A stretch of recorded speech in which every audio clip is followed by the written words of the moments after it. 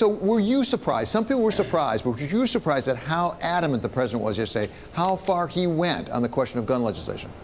Well, I was surprised at the intensity that he kept reinforcing it. That was great to hear. I think he knows it needs to be done. That it's overwhelming. The public are just saying, we want some gun sense. And I think you all know, Dave, that I come from a gun culture, and I was raised hunting and fishing and doing all the things that a boy that lives in rural West Virginia would want to do. So with that, I was taught properly how to use it and how to use my gun safely and how to respect others. And that's what the NRA used to be.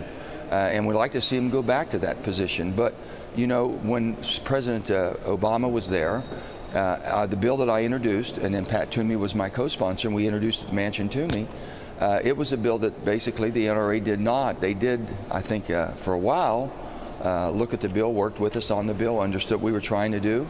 All we did in that bill was said, listen, when the terrorists of the world say, hey, in America, if you want to do harm, go to a local gun show and pick up anything you want to. They won't check. They won't do a background check. They could care less. They just want to sell guns. We thought that should be stopped because most of the dealers that are selling at gun shows are federal firearm dealers, FFL dealers. They have a license. They have to do by law a background check on everything they sell. We just said everybody in every commercial transaction should have a background check. Right. You don't have the knowledge of that person, and it makes all the sense. 70, 80, 90% of the people agree. Senator, I just wanted to point out, and David, you as well, the Wall Street Journal is now reporting that Kroger is going to stop selling guns to those under 21. So joining Dick's, joining Walmart, stock not moving on the news, but yet another company is sort of stepping up while D.C. kind of still talks about it. Well, Senator, what about that? Is the private sector actually overtaking Congress on this issue? Because we see company after company after company now coming out and having their own sort of form of gun control. Well, thank God they've kicked in. Here's the thing, I've always said, follow the money. When the market starts reacting and they see basically their consumers saying enough's enough, you know, just put some common logic sense to this thing. And they're putting the pressure on, which is in a dysfunctional, very toxic political atmosphere that we have in Washington. They're able to push maybe things that we weren't able to do, but I think right now we have the momentum.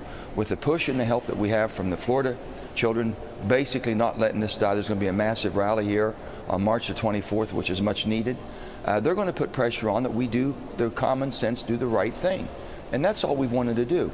I'm going to protect the Second Amendment rights. I'm going to protect the law-abiding gun owners that I grew up with and hunt with and still are my dearest friends.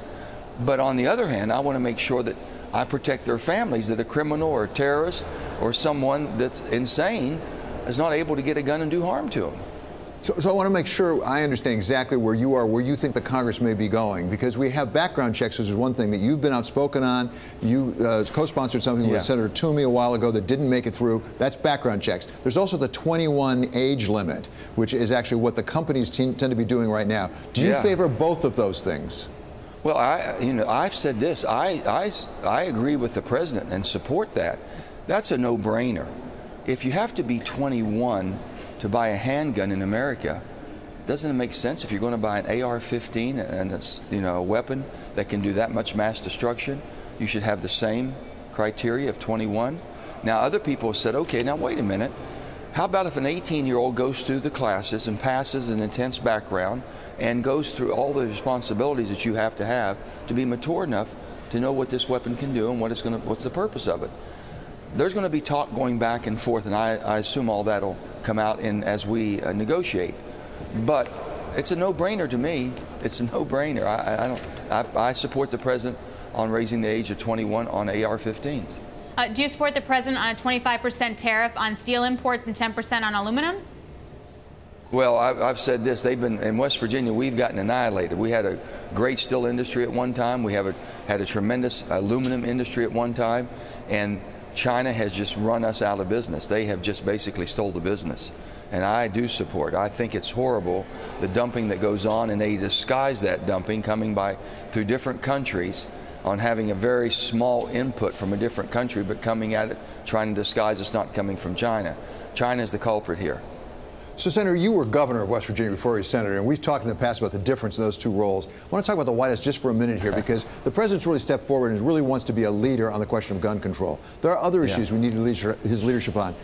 From your side of Pennsylvania Avenue, is the sort of kerfuffle, if I can put it that way, at the White House getting in the way of that leadership? I mean, we had Hope Hicks step down yesterday. We've got questions about Jared Kushner. We've got questions about background checks. We've got all sorts of things going out there. Does it have any effect in terms of the leadership coming out of the White House with the really disarray at the other end of Pennsylvania Avenue?